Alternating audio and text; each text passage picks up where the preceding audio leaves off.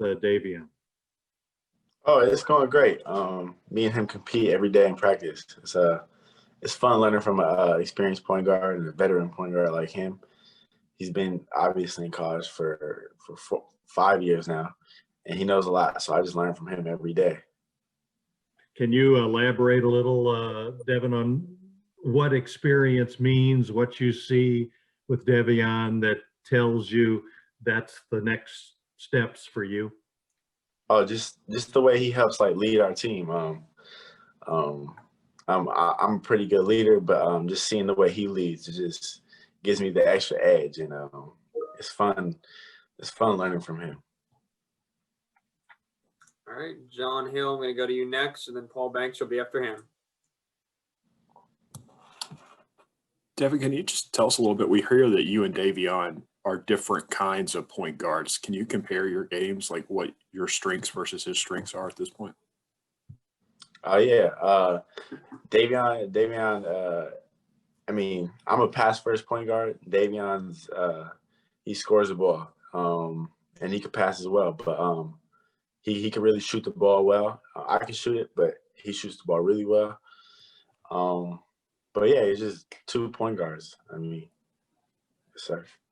How does that versatility, both of you being able to play off the ball, kind of open a lot of options for Cal in terms of what lineups he wants to put out there this year?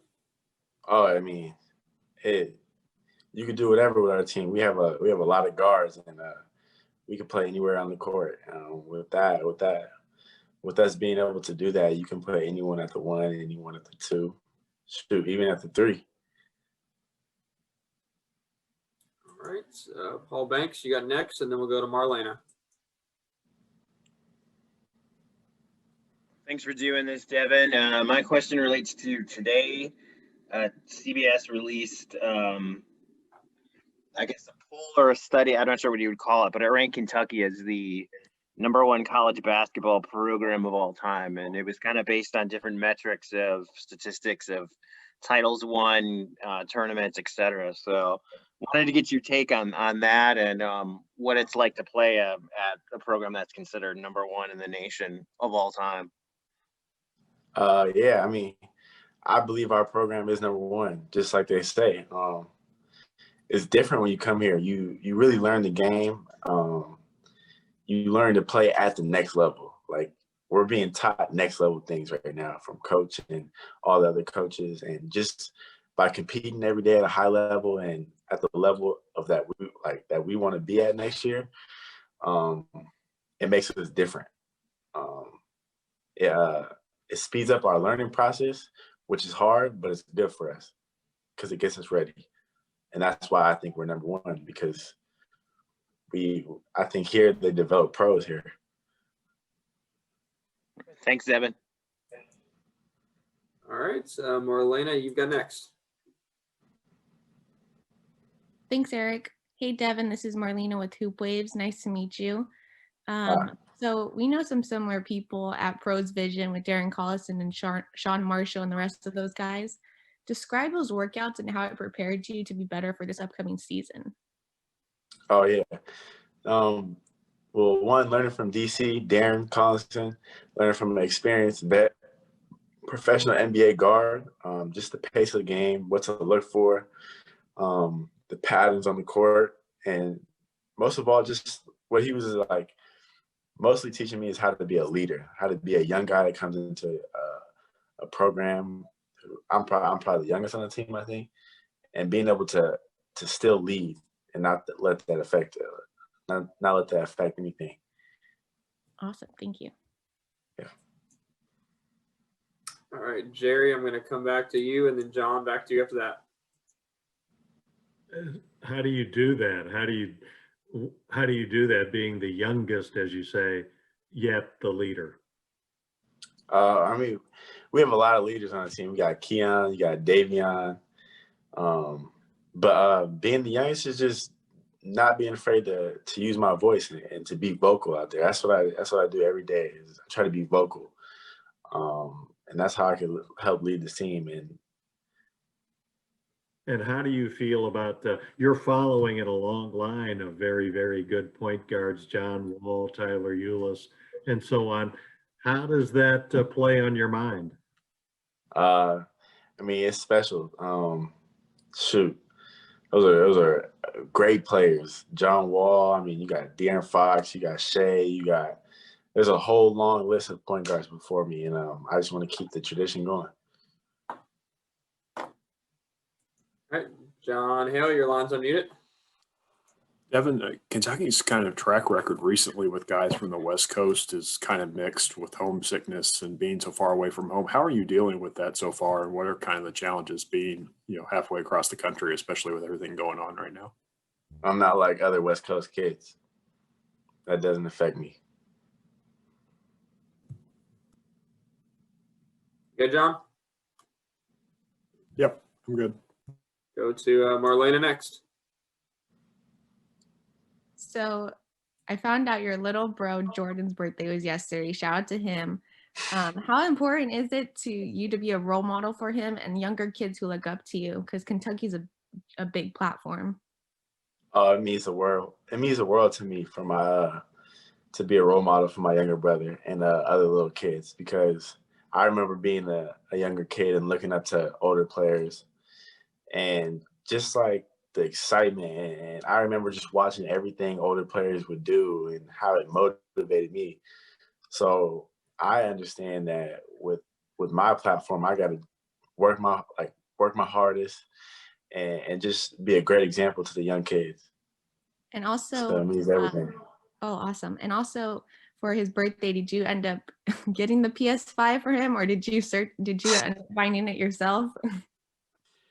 I can't even get the PS5 right now. It's impossible to get.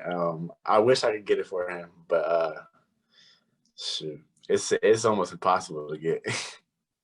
All right, we're going to go with Kyle Tucker with The Athletic, and then Gary Graves. You'll be after him. Devin, I just wanted you to elaborate when you say you're not like other West Coast kids. What does that mean? A lot of West Coast kids want to stay home, and they're afraid to go far from college and stuff like that. That's not me. I mean, I want to be different, and I am different. I feel like coming here was best for me, so I did it, and it is best for me. I'm learning a lot. I'm learning new things every day, and I'm not the type to where if I come out here, I'm out here. I'm not leaving. All right, so we'll go to Gary Graves. Devin, how prepared are you for the peaks and valleys of being a freshman, and especially running point guard in a system like that and like this? And I guess by that, with all the uncertainty about the season, I mean, what's going through your mind about how you're going to approach it? Just staying level-headed, not getting too up, not getting too down. Like you said, the peaks and valleys. There's always highs, there's always lows, but just trying to stay on a straight line and keep a steady pace, not go up, not go down. Has anybody kind of helped you with that, giving you an idea of what to expect? Oh yeah, like a question before, De'Aaron Collinson, one of my trainers back home. He played in the NBA. He's one of those who always just preach that to me. Always stay level. Don't get too high. Don't get too low, because there's gonna be bumps in the road and there's gonna be highs. Okay, Jerry, I'm going to circle back to you. There we go. Yeah, I wondered what point guards you admire, or try to, that maybe when we watch you play, we will get a sense of. I'm myself. Yeah, I'm myself. I play the way I play. I don't like to compare myself to other people, because I believe there's no such thing as like another player. Like, say, like, I mean, I get a lot of comparisons of like Deron Williams, but there will never be another Deron Williams. He's himself. I'm myself. So I feel like I play like myself. I have my own style of play. And Coach Flint, a little earlier, talked about your energy being really something that jumped out at him.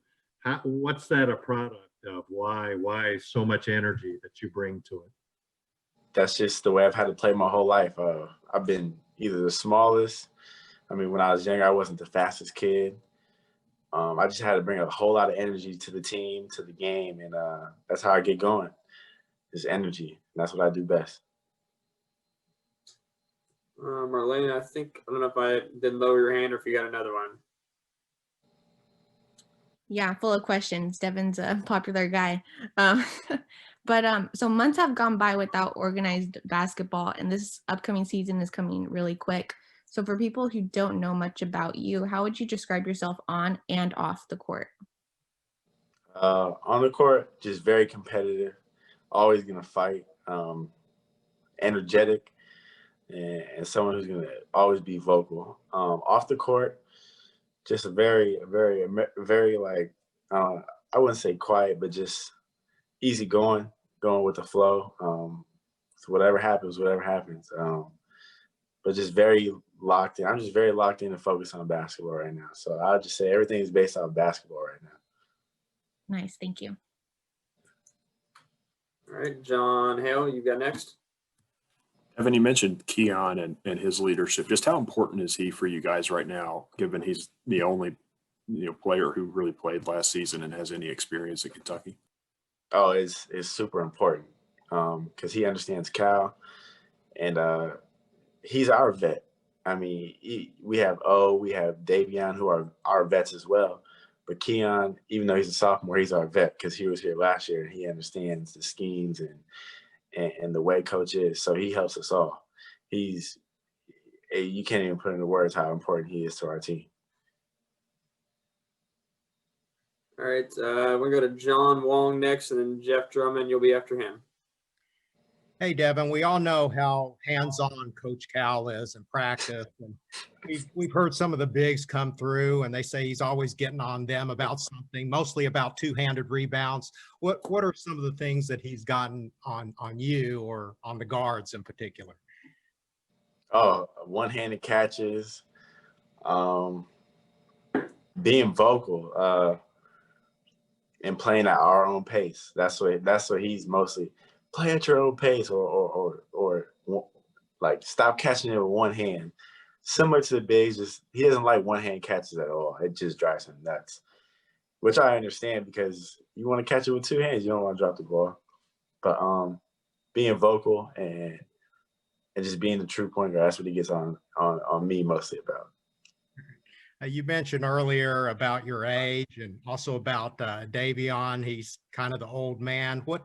What advice has he given you, if any, that's not necessarily on the court, but off the court advice?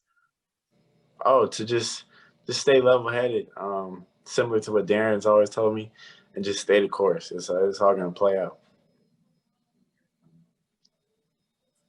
All right, Jeff Drummond, you've got next. Hey, Devin, I was going to kind of play off John's question there with Coach Cal a bit. What have you kind of learned about him since getting here, maybe that you didn't know in the recruiting process? And has there been any kind of surprises in working with him? He's a really hands-on coach. And most coaches, like, I would say, like, they're not always there. Like, after practice, that's the end of coach. No, coach is always texting us, checking in on us. You can tell he really cares for us. That's what makes it special about him. He's really there for us. He's on this journey with us, and that's what makes it special, and that's what it makes us comfortable with playing with him, playing for him. All right, Jack Pilgrim with Kentucky Sports Radio. Tonight's Big Blue Madness, I believe everything was pre-recorded, or I don't know if some parts of it are live, but I know you guys did a lot of stuff pre-recorded. What can fans expect to see tonight? I don't know. It's tonight. We still have to do it tonight. Big Blue Madness is actually tonight. I thought I saw there was some stuff pre-recorded. But what are you kind of hoping to show in your first introduction to the fan base? Are you going to dance? What are you kind of hoping that first impression? I'm gonna just keep it simple. Just keep it simple. Just walk out there. I don't know. Maybe wave. Maybe do something. I don't know. But just keep it simple. I'm excited though. It's gonna be fun. All right, Jerry, coming back to you. Devin, I've got a real good friend that lives in Sacramento, so I'm kind of asking it for his sake. How do you compare Sacramento and Lexington? That's actually a hard question because they're like so similar but so different. Shoot. I would say they're both like they're really like slow paced cities. Sacramento is there's not a lot like going on out there. There's not a lot going on out here except for Kentucky basketball, I feel like. But Sacramento is just I would say it's just very tight knit. Everyone kind of knows everyone in Sacramento. It's like one big family out there. But out here, it's just Kentucky basketball. That's it. Thanks. Guys, we got about 3 or 4 minutes left. So if you got any more questions, go ahead and put them in now. Marlena, we'll come back to you. Thanks, Eric. Again, this is Marlena with Hoop Waves. So Devin, I'm sure, many people say you have a bright future ahead of you, but I don't want to get too ahead, obviously, because, you want to live in the moment. But if you have to choose some predictions since the NBA draft was just recent, what team would you like to play for? And I'd love to for you to look back at this interview to see if it comes true or manifests altogether. Honestly, I'm one of those players. I just want to make it. So I would love to play for any team that wants me. That's who I want to play for. But if I had to choose, I guess it would be cool kind of just to go back home, play for Sacramento. That's awesome. And also as a follow-up, how did you enjoy this draft? And also how did you who had the best drip in your opinion? The draft was cool to see all these familiar faces that I know get drafted. It was really cool. It just shows that I'm one step away. I could be there next. I just got to keep working. And I think the most drip. I think Tyrese Halliburton had a pretty cool suit on. John Wong, circling back to you, and Kyle, you got after him. Devin, I may have missed it, but what's going on with your finger? Is that a bandage that you have on there? Oh, I just got a cut on my finger. Yeah, it's some pre-wrap. I just put some second skin on it. And then secondly, I know you've only been here for a short time, but how are you better now than you were maybe 6 months ago as a basketball player? As Coach says, we're playing basketball the right way out here, and just learning to play basketball the right way out here. Just becoming a better all around, just seeing new things and playing at a faster pace. Yeah. All right. Playing at a faster pace and playing the game the right way, I would say now. All right, Kyle Tucker, you go next. We've heard so much about all the length and athleticism on this team, guys that play way above the rim. How big a focus is the lob right now, and how dialed in are those lobs between you and those big guys? Oh, they're important. We don't try to throw bounce passes. No, we want to throw everything above the rim to them. It's very important because a lob can hurt the opposing team's energy. I mean, someone catches 2-3 lobs on you in a game, it's like, wow, like kind of hurts it. It kind of hurts the opponent, the opposing team. Who can you not overthrow? Who can get it no matter how high you chuck it?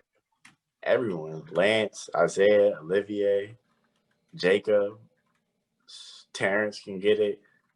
BJ can get it. If Keon can get it. I don't know who I'm missing. I hope I'm not missing, but everyone can get it. Pause. Thanks.